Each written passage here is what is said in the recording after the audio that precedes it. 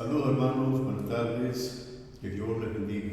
Estamos de nuevo acá con nuestro trabajo, en el cual pues hemos venido conversando acerca del libro de Apocalipsis, las reflexiones teológicas desde sus causas hasta sus efectos. Les habla el pastor Luis Soledad Román y hoy tenemos un invitado, el hermano Abner Soledad, mi hijo.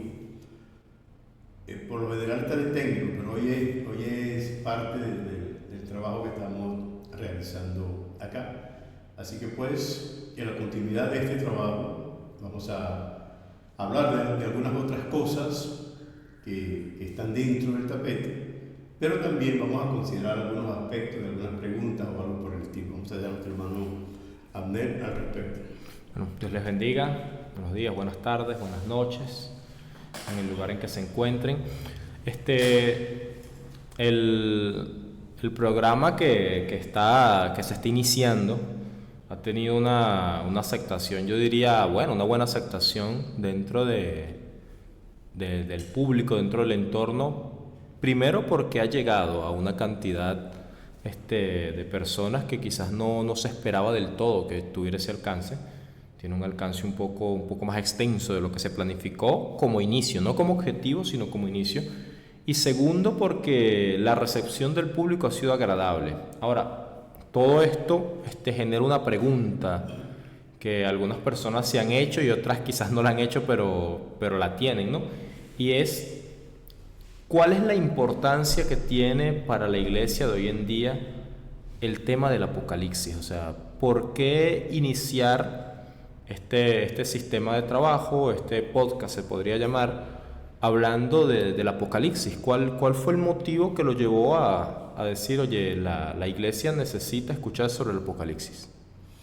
Bueno, en realidad, básicamente, por cuanto considero, de acuerdo a lo que he visto, a lo que he escuchado, ¿no?, las personas que se han dedicado a hablar del libro de Apocalipsis, según mi punto de vista, mi forma de ver las cosas, involucran algunos aspectos que, según lo que creo, no debería ser. Es decir, hay mucha relación en el planteamiento exegético y en el planteamiento de los eventos del porvenir, donde relacionan a la iglesia con el pueblo de Israel. Y eso de alguna manera desentona y desenfoca a los creyentes del Evangelio en la realidad del libro de Apocalipsis. Desde mi perspectiva, Apocalipsis no es un libro para la iglesia como tal. Tiene relación de la iglesia, por supuesto, por cuanto la iglesia es el garante de ese libro. La iglesia es quien recibe ese libro y es quien guarda ese libro, pero no es un libro para la iglesia. De manera pues que al relacionar la iglesia con el pueblo de Israel en el libro de Apocalipsis, eso automáticamente hace que las interpretaciones que a futuro se van a dar también desenfoquen la intención. Digo con esto, desenfocan el milenio, desenfocan la gran tribulación, desenfocan el arrebatamiento de la iglesia, porque se está mezclando una cosa con la otra. Entonces, cuando nosotros vemos el libro de Apocalipsis, desde su objetivo nos damos cuenta que es un libro donde está Jesucristo siendo revelado. La iglesia, ya Jesucristo le ha sido revelado y no necesita una revelación postrera a la que ya tiene. Solo hay un pueblo en el mundo que necesita la revelación de Jesucristo y de Israel. Así que la idea es enfocar el libro de Apocalipsis a su destino natural, que es el pueblo de Israel. Y vamos a ver de qué forma participa la iglesia en el libro de Apocalipsis, y cuando sale la iglesia deja de ser protagonista en el libro de Apocalipsis. Así que me recuerdo que en una ocasión hablamos de esto y una de mis hijas me dice, bueno, descansé, porque cuando yo leí el libro de Apocalipsis veía esa cantidad de cosas que van a suceder, pero ahora que entiendo que la iglesia no está relacionada con eso, descanso. Bueno, ya sin haberlo notado yo, me di cuenta de ese asunto. Por eso me propongo, sabiendo yo que así como en ella causa ese efecto, seguramente en muchas personas también va a causar ese efecto. Claro. Entonces, cuando usted decía que el canal, el programa, iba a tener temas de polémica, iba a tener un poco como que de discusión, va por ese camino, ¿no? Porque de alguna manera si hay una serie de planteamientos ya existentes sobre el Apocalipsis y se presenta uno que contraviene de alguna manera muchas de esas ideas, ahí es donde surge la polémica, al menos en este punto. Ahora, uno de esos detalles de polémica, y que lo mencionó ahorita y lo ha mencionado de forma indirecta durante los programas anteriores, es el tema de Israel y la iglesia. Muchas veces, y es un planteamiento teológico común, se toma a la iglesia como una prolongación de Israel. Es decir, te podría cualquier persona decir, sí, el Apocalipsis habla de Israel, pero es que la iglesia es Israel. O sea, ¿cómo vemos ahí esa separación de Israel y la iglesia que usted está presentando como dos cosas distintas? Y si da tiempo, podría indicar también por qué cree usted que existe esa confusión. O sea, ¿cuál es la causa de la confusión, si se puede? Y principalmente, ¿por qué usted ve una diferencia? Bueno, yo pudiera decir como ¿no? Que la veo porque la hay. Ok. Es lo que puedo decir así a priori. Veo una diferencia porque la hay. Israel es un pueblo que ciertamente es llamado por Dios, es escogido de Dios, pero que cumple un rol en el mundo, y es sobre todo donde nace el Señor Jesucristo. Son los descendientes de Abraham, los hijos de Isaac, los hijos de Jacob. Pero también ha sido Israel el pueblo que ha recibido las leyes de Dios, la palabra de Dios, como dice el apóstol Pablo, y eso es un hecho que no se puede negar. Lamentablemente la iglesia sigue viendo a Israel desde una perspectiva errada, porque el apóstol Pablo lo calificó y lo enfatizó y dijo: Israel en estos momentos, eso está en el libro de Romanos capítulo 11, versículo 28, si no me equivoco, dice: Israel es enemigo de Dios. En cambio la iglesia es la esposa del Cordero. O sea, son dos puntos que son diametralmente opuestos. Ahora, tratar de darle a Israel en estos momentos un nivel que no lo tiene es un problema, por cuanto la iglesia no está entendiendo esa realidad, y no quiero con esto que la iglesia se vuelva enemiga de Israel, todo lo contrario. Necesitamos ver a Israel en su verdadero nivel para que sintamos en nuestro corazón el gran peligro en el cual se encuentra, porque mientras le sigamos diciendo a Israel: Dios está contigo, estamos siendo igual que los falsos profetas en la antigüedad, que sabiendo que estaban haciendo lo malo, pero aún decían: Dios está contigo. Son vendas mágicas que se le han puesto al pueblo de Israel, y la iglesia se ha encargado de eso. Entonces, en este caso, en el libro de Apocalipsis, nosotros comenzamos a ver diferencias muy, muy claras. Por ejemplo, la semana pasada estuve hablando, y puedo repetirlo en este momento, que lo que era para el pueblo de Israel estaba escrito en un libro, que todavía está ahí en ese libro, y que ese libro está sellado.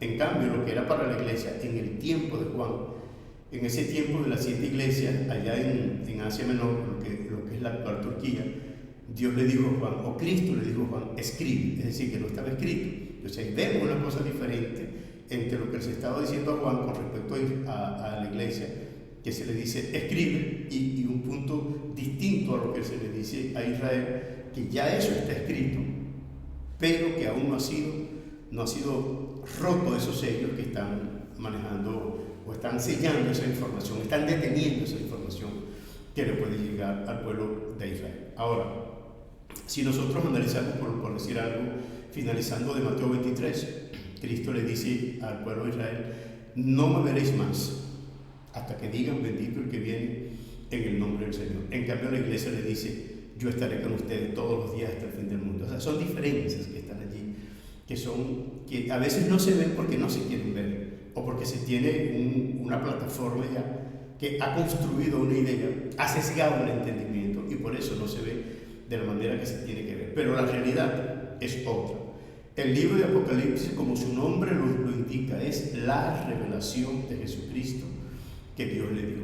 La revelación de Jesucristo. Jesucristo no va a ser revelado a la iglesia. La iglesia no necesita que Jesucristo le sea revelado, porque ya le ha sido revelado. Hay un pueblo que necesita que Jesucristo le sea revelado, y ese pueblo es el pueblo de Israel, que fue pueblo de Dios. En estos momentos están separados de Dios, pero que en el futuro volverán a ser pueblo de Dios. El libro de Oseas lo describe a la perfección, la forma como sucedió la separación y la forma también cómo va a ser la restauración. Bueno, hay más preguntas, ¿no? Pero hay que ver cuál es la continuidad del tema. Supongo que hay algunas ideas que se van a presentar hoy, como para no dejar a la gente que estaba esperando algo nuevo del tema. Sí. Vamos a hacer un planteamiento y relacionarlo, y para que veamos cómo enfoca o cómo encaja el libro de Apocalipsis en Mateo capítulo 24. Y ahí hay otro problema, por donde algunas personas creen que la iglesia va a pasar por la gran tribulación, y eso a veces se desprende de la información que hay en Mateo 24 y en Apocalipsis capítulo 6, 7, 8, podríamos decir hasta el 8, llegaría hasta el 10, pero en este caso pudiéramos hablar hasta el 8 de lo que se pretende conversar un poquito en este caso. Necesitaríamos una Biblia, si tú puedes leernos aquí para que veamos este asunto, y vamos a ver qué dice, por decir algo, Apocalipsis capítulo 5, versículo 8. Y luego vamos a leer el capítulo 8, versículo 3 al 5, para que veamos un asunto nuevo. Un asunto nuevo. 5:8. Ajá, primero el 5:8, léelo para ver. Dice así: Cuando hubo tomado el libro, los 4 seres vivientes y los 24 ancianos se postraron delante del Cordero. Todos tenían arpas y copas de oro llenas de incienso, que son las oraciones de los santos. Ok, analicemos el punto. ¿Qué otra cita voy buscando? Vas a buscar de una vez Apocalipsis 8, del 3 al 5. Aquí aparece un elemento nuevo, Okay. y es la relación que tiene la oración de los santos con el incienso. Eso nunca se había visto en el Nuevo Testamento. Es decir, no se ha visto en la iglesia. En la iglesia, en el Nuevo Testamento, bueno, voy a hablar del Nuevo Testamento, porque el Nuevo Testamento es refiriéndose a lo que es la iglesia como tal. Es decir, la oración de la iglesia, la oración del Nuevo Testamento, no está relacionada con el incienso, ni está relacionada con los ángeles. Lee ahora Apocalipsis capítulo 8. El 8, el del 3 al 5, déjame ver. A ver si estoy en lo cierto. Sí, del 3 al 5, si lo puedes leer. Dice así: Otro ángel vino entonces y se paró ante el altar, con un incensario de oro, y se le dio mucho incienso para añadirlo a las oraciones de todos los santos, sobre el altar de oro que estaba delante del trono. Y de la mano del ángel subió a la presencia de Dios el humo del incienso con las oraciones de los santos. Y el ángel tomó el incensario y lo llenó del fuego del altar y lo arrojó a la tierra. Y hubo truenos y voces y relámpagos y un terremoto. Bueno, imagínate cómo nosotros estamos viendo ahora. Fíjate ese detalle que está allí, donde en el Nuevo Testamento básicamente el apóstol Juan dice que quien dirige a la iglesia es el Espíritu Santo de Dios, y que nuestras oraciones, el único mediador que hay entre Dios y los hombres para nuestras oraciones es el Señor Jesucristo. Pero que aquí hay un escenario distinto. Estamos viendo a los ángeles directamente relacionados con la oración de los santos, y hay que calificar que esos son los santos que hay en la gran tribulación, y ahorita vamos a ver qué son los santos que hay en la gran tribulación. Claro, porque surgiría una pregunta, ¿no? Si el Espíritu Santo pide como conviene, ¿por qué el ángel le agregaría algo a la oración? Eso lo vamos a hablar ya, eso lo vamos a hablar, y es que en medio de un problema, de una angustia, que es la angustia para Jacob, no es fácil para aquellas personas que están en ese momento sufriendo esa angustia por causa del nombre de Jesucristo. Han perdido fuerza, han desfallecido en medio del dolor. Nosotros solamente nos estamos imaginando esto. No estamos viendo cómo es verdaderamente la gran tribulación. Y en la debilidad de los santos de la gran tribulación hace falta un aditivo para que su oración suba, y es incienso. Y son los ángeles que tienen que estar allí presentes para que esa oración pueda llegar a Dios. Es decir, ahí no estamos viendo a Jesucristo como mediador entre ellos, aunque lo es, pero no se está viendo. Y ahí no estamos viendo al Espíritu Santo dirigiendo a esos santos. Es un problema. Por ejemplo, hay un profesor, tú lo conoces, que él habla mucho de Apocalipsis 13 y manifiesta que esos santos son los mismos santos de la iglesia. Y yo digo, no, eso no es posible, porque los santos de la iglesia, la única ayuda que necesitan para su oración es el Espíritu Santo, que intercede por nosotros con gemidos invisibles y pide como conviene. Pero acá estamos viendo un pueblo que necesita la ayuda de los ángeles para que su oración llegue a Dios. Hay otro asunto, que en medio de todas estas cosas que han estado pasando, surgen elementos que van añadiendo información y nos estamos dando cuenta que no son los mismos santos. Los santos que la gente por lo general piensa, yo tengo compañeros de clase y bueno, el profesor que ha dicho que Apocalipsis 13, que habla de todas estas cosas, de los santos, yo digo, pero bueno, Apocalipsis no comienza en 13, comienza en 1, y en este caso pudiéramos decir que comienza en 5 para ver el misterio del libro que está sellado. Pero santos han existido siempre. Desde Abel hasta nuestros días han existido santos, solo que son niveles de santos. Los santos más elevados son los santos de la iglesia, la esposa del Cordero, la esposa de Jesucristo. Ahora, estamos viendo acá diferencias de santos. Hay diferentes santos. Hay algunos que hay que añadirle incienso a su oración. En cambio, hay algunos que el Espíritu Santo mismo intercede por ellos y lo ayuda en su oración pidiendo como conviene. Yo veo una diferencia abismal. Yo veo una diferencia bastante grande. Vamos a leer otro versículo acá para que veamos otro asunto que interviene, y es en el capítulo 6, versículo 9 al 11, que pudiéramos concatenarlo con Apocalipsis capítulo 8, versículo 3 al 15. Vamos a leer un poquito acá, el 6, capítulo 6, versículo 9 al 11, y sería bueno que nuestros suscriptores y las personas que nos ven presten atención a esto que vamos a hablar y puedan leer esto con cuidado.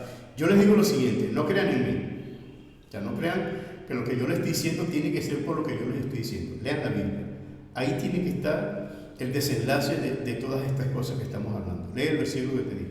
Okay.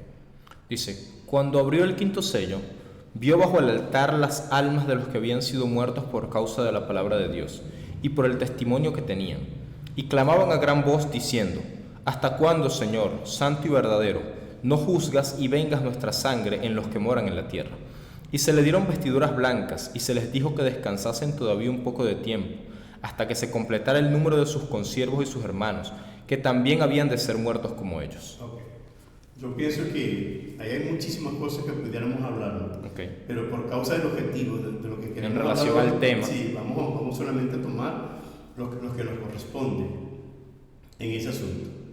Otro elemento que no se contempla ni se ve en el Nuevo Testamento. En el Nuevo Testamento, y repito, Apocalipsis también, en cuanto al canon, también pertenece al Nuevo Testamento.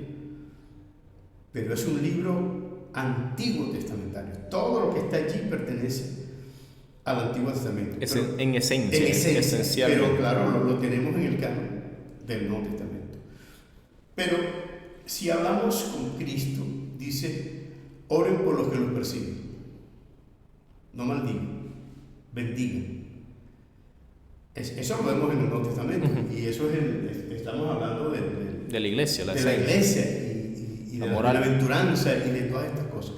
Pero te das cuenta que aquí hay seres que ya han muerto. Eso hay que analizarlo. No están vivos, ya están muertos, porque son las almas de los que habían sido decapitados y que tienen suficiente conciencia para que en su oración han pedido que la sangre de ellos sea vengada. Es decir, que volvimos al Antiguo Testamento, lo que se conoce en el Antiguo Testamento como las oraciones imprecativas o las oraciones imprecatorias. donde tú en la oración puedes solicitar venganza de tu enemigo. Y los salmos hablan mucho de eso. Jeremías habla de oraciones imprecatorias. Nehemías hace oraciones imprecatorias. Pero en el Nuevo Testamento no encontramos en ninguna parte que Pablo ordene eso, que Cristo ordene eso, que Pedro ordene eso. No hay una ordenanza con respecto a ese tipo de oración, pero volvieron las oraciones imprecatorias en el libro de Apocalipsis y la están haciendo los santos que han sido decapitados, y dice: ¿hasta cuándo no vengarás la sangre de nuestros hermanos? Esto no es una oración que pertenece al Nuevo Testamento. O sea, a lo que es la esencia, la estructura, por la estructura del Nuevo Testamento, no hay una oración que sea imprecatoria. Seguramente la hacemos, pero no es un mandamiento y no está en la Escritura. Ahora aquí sí la estamos viendo, y resulta que en el versículo 8, el capítulo 8, vamos a volver allí, capítulo 8, versículo 3 al 5. Okay. Esas oraciones, ya dijimos que la oración de los santos era comparada en el libro de Apocalipsis ¿con qué? Con el incienso que sube y que es tomado por los ángeles para ser llevado a la presencia de Dios. Pero ¿qué pasa cuando esa oración es tomada por los ángeles? ¿Qué dice la Biblia que es cuando esa oración es tomada? ¿Dónde es derramada? Para ver. Dice así. El capítulo 8 del 3. Dice que lo llevó, bueno, leo completo. Dice: otro ángel vino entonces y se paró ante el altar con un incensario de oro y se le dio mucho incienso para añadirlo a las oraciones de todos los santos, sobre el altar de oro que estaba delante del trono. O sea, iba a ser añadido sobre el altar. Y de la mano del ángel subió a la presencia de Dios el humo del incienso con las oraciones de los santos. Y el ángel tomó el incensario y lo llenó del fuego del altar y lo arrojó a la tierra. Y hubo truenos y voces y relámpagos y un terremoto. Dios está respondiendo a la oración de los santos y está juzgando a los matadores de esas personas que están allí. Ahora, estamos viendo que muchas cosas que van a pasar en la gran tribulación no es solamente el castigo de Dios al mundo, la situación que están pasando, sino también que está en la oración de los santos, porque son muchos santos que están siendo perseguidos, que están siendo destrozados, que están haciendo cualquier tipo de mal que al hombre se le puede ocurrir, pero esos santos no están orando de la misma manera que oramos nosotros acá en la iglesia. Y aun que nosotros no oramos de esa manera, Dios también obra, Dios también hace cosas en contra de nuestros enemigos. Bueno, en la gran tribulación Dios va a hacer cosas terribles en contra de los enemigos de los santos que están en la gran tribulación. Es decir, que ellos van a ser protegidos de otra manera, en otro lineamiento, de otra forma. Entonces, estamos viendo acá ciertas diferencias. De acuerdo, yo lo puedo ver. Las diferencias que hay en la oración de la iglesia, es decir, en la oración de los santos de la iglesia, y con la oración de los santos de la gran tribulación. Son cosas totalmente distintas. Ya cuando hablamos del libro de Apocalipsis, en el capítulo 6, se comienzan a romper los sellos y aparecen 4 caballos, y la gente ve mucho los caballos, pero no ve los jinetes. O sea, el caballo, el color del caballo son símbolos, están simbolizando cosas, y vamos a darnos cuenta que esos caballos lo que hacen es traer lo que dijo Apocalipsis 24 que iba a suceder. Iba a haber muerte. Apocalipsis 24. Mateo 24. Okay. Iba a haber muerte, terremoto, hambre, pestilencia, destrucción. Pero antes de que esas cosas pasen, cuando el Señor le pregunta cuándo sucederán estas cosas, hay un mandamiento puntual que el Señor Jesucristo le da a las personas que están allí, y es que le dice: miren que nadie los engañe. Bueno, precisamente el primer jinete viene a engañar, viene venciendo y para vencer. Es el anticristo, el jinete del caballo blanco. Y el anticristo va a hacer que todo lo demás que esté allí en el capítulo 6, el capítulo 7 y el capítulo 8 acontezca. Es decir, que la apertura del primer sello se puede entender como el inicio del reinado del anticristo. No tiene que ser precisamente... O sea, es una llegada mesiánica. Bueno, en este caso antimesiánica. Claro, pero en apariencia mesiánica. Ellos la van a ver como una llegada mesiánica, y es donde Cristo dice: yo vine en nombre de mi Padre y no me recibieron, pero si otro viniera en su propio nombre, a ese recibirá. Es decir, que el anticristo es un judío que se presenta a engañar a los judíos, porque ya el resto del mundo está engañado. Viene ese engañar a los judíos, no los va a engañar a todos, pero a los líderes religiosos van a ser engañados, y es precisamente lo que Cristo está diciendo. El asunto es este: miren que nadie los engaña. De modo pues que en medio de todas estas cosas, Ander, aquí hay muchas cosas que pudiéramos hablar y hoy no terminaríamos, solo que estamos tomando... Ya llevamos como media hora. Exactamente, pequeñas cantidades de tiempo para que nuestros suscriptores y las personas no se cansen cuando están viendo esto. Pero seguramente seguiremos este tema, y quiera Dios que puedan surgir preguntas, porque el asunto es ese, que la persona intervenga, que hable, que diga. Estamos para eso, con todo respeto, con cariño. Daremos las respuestas necesarias a las preguntas, a las interrogantes que se vayan dando, y poco a poco iremos explicando todas estas cosas. Vamos a dejarlo hoy hasta aquí. No sé si tendrás otra pregunta. Bueno, preguntas hay, tiempo no. Anunciamos el libro. Sí, de hecho sería bueno, creo, tengo plan, bueno, yo trabajo también con el podcast Fin de Mundo. Queremos hacer una entrevista ya en relación al libro, para ver qué lo motivó a escribir este libro, qué importancia puede tener para el lector, qué va a encontrar así a grosso modo el lector, y bueno, y hablar un poco de la presentación que se quiere hacer pronto, a ver qué puede la gente más o menos irse imaginando qué va a encontrar en ese evento, de qué va a tratar, qué se va a hablar. Eso posiblemente lo hagamos pronto. Bueno, sí, vamos a hacerlo eso. Estamos trabajando en eso, y invito pues a nuestros suscriptores que puedan buscar el podcast de Abner, Israel y Xavier está ahorita ahí en los controles, y que básicamente está hablando de esos acontecimientos de fin de mundo. O sea, ese es el nombre del podcast.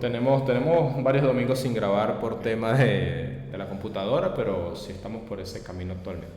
Bueno, entonces vamos a dejarlo hasta aquí. Que Dios les bendiga, que el Señor les guarde. Nos veremos en el río. Fue un placer trabajar con ustedes en el día de hoy.